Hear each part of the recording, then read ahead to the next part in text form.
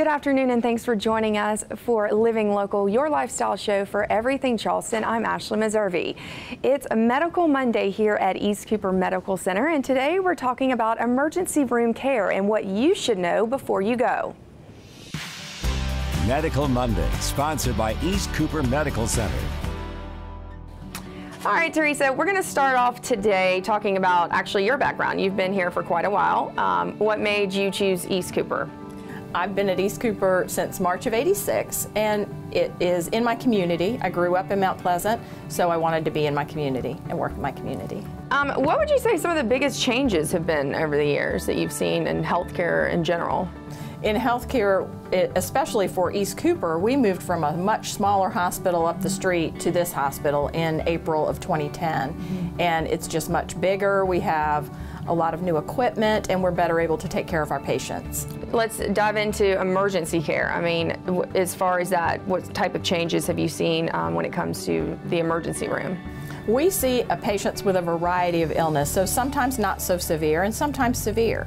And we can get them to where they need to be as quickly as possible, and I do like that. Well, that's a good transition into the difference between coming to the emergency room and maybe going to someplace like an urgent care. What would you recommend when people are trying to think about where should I go? For urgent cares, anything minor symptoms, cold symptoms, congestion, maybe a rash you've had for several weeks, any minor lacerations, abrasions, or contusions are definitely an urgent care capable injury. If you have anything more severe, especially a severe injury, a fall, you can have a lot of complications from a fall, so it would be important to come to an emergency department for that.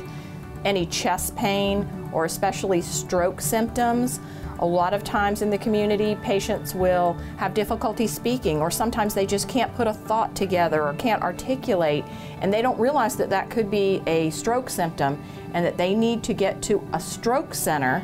Not just any hospital or urgent care. It's very important to get to a stroke center if you're having any kind of stroke symptoms. And you are a stroke center, correct? We are a stroke center, yes. Okay. Let's talk about the wait time. I know that's a big issue for some people because they think if they come here, they're going to be waiting for hours. What would you say to them? Typically, our wait time is not long. It may be 20 minutes some days, but for the most part, we utilize immediate bedding. So as long as we have a bed in the back, we will bring patients in the treatment room. And they do not typically wait long to be seen at our emergency department. And as far as using technology, setting up an appointment, what's the process for that? We do have available on our webpage a link to a site that will allow patients to set an appointment time and actually show up at that time and be brought back. This would be utilized especially for patients with migraines that, it's difficult to sit in a loud, well-lit area. They could make an appointment, be brought back into a room immediately, and we could take care of them quicker. Okay, and speaking of coming here, word on the street is people are now starting to take an Uber here. Have you heard about that? I have heard about that. I read an article about that recently.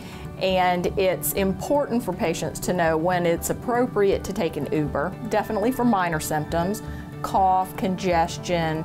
Don't get into an Uber if you have a fever or a stiff neck. And we had a terrible flu season, so obviously going to the urgent care might be a good idea to begin with, but obviously if it gets worse, maybe this is when they should come see you, correct? Absolutely, absolutely. And definitely don't take an Uber if you have chest pain or any stroke symptoms. Alrighty, well, thanks so much for having me. Thank you for coming.